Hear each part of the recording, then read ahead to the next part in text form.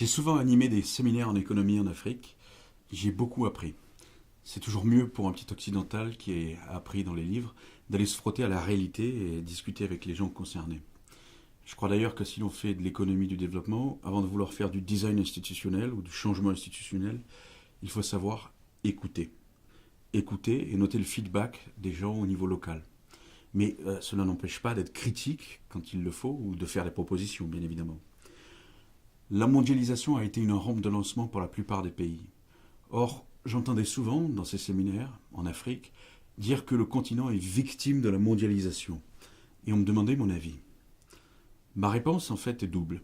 Première réponse, je vous donne un exemple. J'ai voulu acheter, il y a quelques années, une guitare pour le fils d'une amie qui habite dans une grande mégapole d'Afrique de l'Ouest.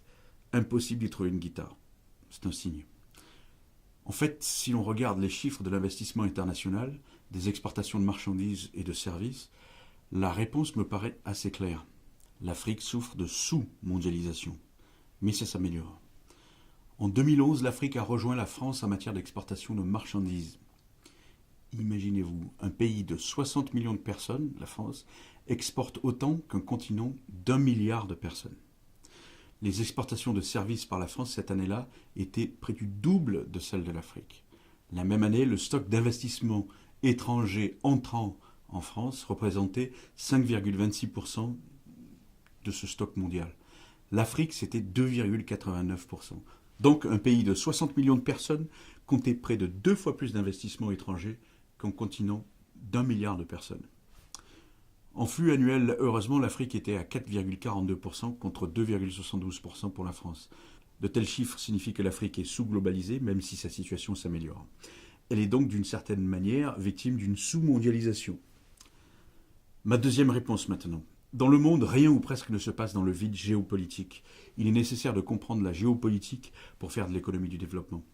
Et la géopolitique des États n'est pas toujours jolie, si vous me passez l'expression. Des intérêts sont souvent en conflit latent ou ouvert.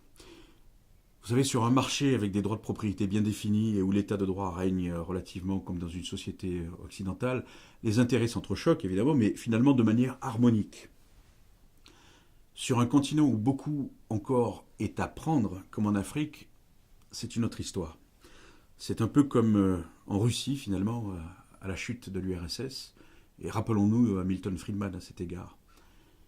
Donc en Afrique, des mafias souvent organisées en milices tentent de prendre le contrôle des ressources. Des présidents réélus à vie, souvent avec l'assentiment des puissances démocratiques, font la pluie et le beau temps.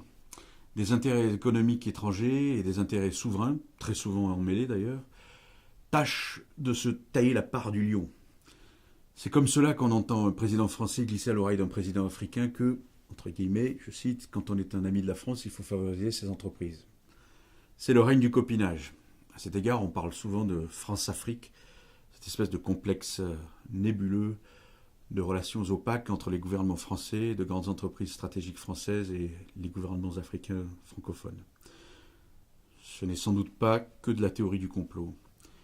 L'aide, par avant politique, d'ailleurs, finit rarement dans la poche de ceux qui en ont besoin.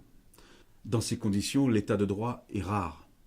C'est dans ce contexte que l'exploitation du coltan, que l'on retrouve dans nos smartphones, pour ne prendre qu'un exemple, donne lieu à des guerres civiles tragiques qui sont malheureusement tues dans nos médias.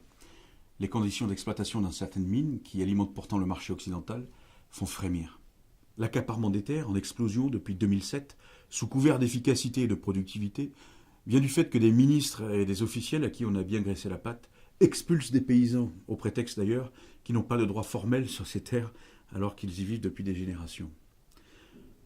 Les penseurs de la liberté doivent ici défendre la justice contre la soi-disant efficacité, c'est-à-dire la légitimité des droits de propriété originels. Évidemment, si les Africains avaient des droits de propriété sûrs, hors paradoxe, j'ai voulu montrer dans les vidéos antérieures qu'il n'était pas simple de mettre en place des droits de propriété. Je sais, rien n'est simple. Quoi qu'il en soit, il me semble que l'Afrique n'est pas assez intégrée au concert de la mondialisation, mais qu'en même temps, du fait de l'absence ou de la faiblesse de l'état de droit et de géostratégie des États en concurrence, que la mondialisation peut indirectement, c'est vrai, y créer des poches d'instabilité.